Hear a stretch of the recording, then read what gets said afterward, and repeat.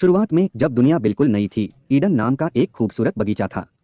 यह सबसे रंग बिरंगे फूलों, सबसे रसीले फलों और सबसे चहचहाते पक्षियों से भरा हुआ था।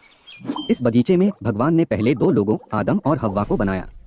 बगीचे में जीवन, खेल और आनंद के कभी न खत्म होने वाले दिन जैसा था। आदम और हव्वा ने इस अद्भुत जगह की खोज की, जानवरों के साथ बातें की, शानदार पेड़ों की छाया के नीचे आराम किया और बगीचे में अनगिनत पेड़ों के बीच सबसे मीठे फलों का आनंद लिया। अच्छे और बुरे के ज्ञान का पेड़ बाहर खड़ा था। परमेश्वर ने आदम और हव्वा को केवल एक ही नियम दिया था,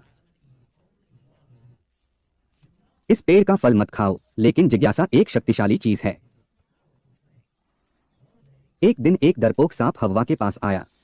यह एक आकर्षक विचार फुसफुसाया, फल खाओ और तुम भगवान के समान बुद्धिमान हो जाओगे। आपको अच्छे और बुरे के बीच का अंतर पता चल जाएगा। फल बहुत आकर्षक, बहुत स्वादिष्ट लग रहा था और ज्ञान का वादा बहुत लुभावना था। ईव ने हाथ बढ़ाया, फल उठाया और काट लिया। उसने कुछ एडम को दिया, जिसने भी खाया। लेकिन जैसे ही उन्होंने फल का स्वाद चखा, उनकी आंखें एक ऐसे तरीके से खुल गईं जिसकी उन्होंने उम्मीद नहीं की थी। उन्होंने चीजों को अलग तरह से देखा और महसूस किया कि उन्होंने ईश्वर की अवज्ञा की है। उन्हें डर और शर्मिंदगी महसूस हुई, ऐसी भावनाएं जो उन्होंने बगीचे के आनंद में कभी नहीं देखी थीं। जब परमेश्वर को पता चला कि उन्होंने क्या किया है, तो वह उनकी अवज्ञा से बहुत दुखी हुआ। परिणाम स्पष्ट था, वे अब अदन में नहीं रह सकते थे। गार्डन छोड़ना कठिन था। अदन के द्वार उनके पीछे बंद हो गए और पहली बार उन्हें जीवन की कठोरता का दंश महसूस हुआ। ईडन के बाहर दुनिया उबड़-खाबड़ और जंगली थी।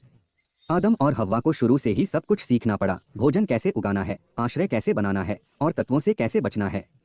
जीवन अब आनंददायक खोजों की श्रृंखला नहीं, बल्कि अस्तित्व के लिए संघर्ष था। इस नई दुनिया में उन्होंने जीवन के पूर्ण स्पेक्ट्रम, खुशी और दुख, सफलता और विफलता, जन्म और मृत्यु का अनुभव किया। वे माता पिता बन गए,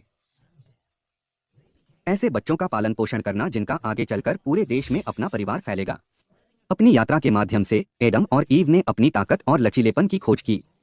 उन्होंने बढ़ती बुद्धिमत्ता के साथ प्रत्येक चुनौती का सामना किया, अनुकूलन करना सीखा, अधिक गहराई से प्यार करना और जीवन के क्षणभंगुर क्षणों को संजोना सीखा।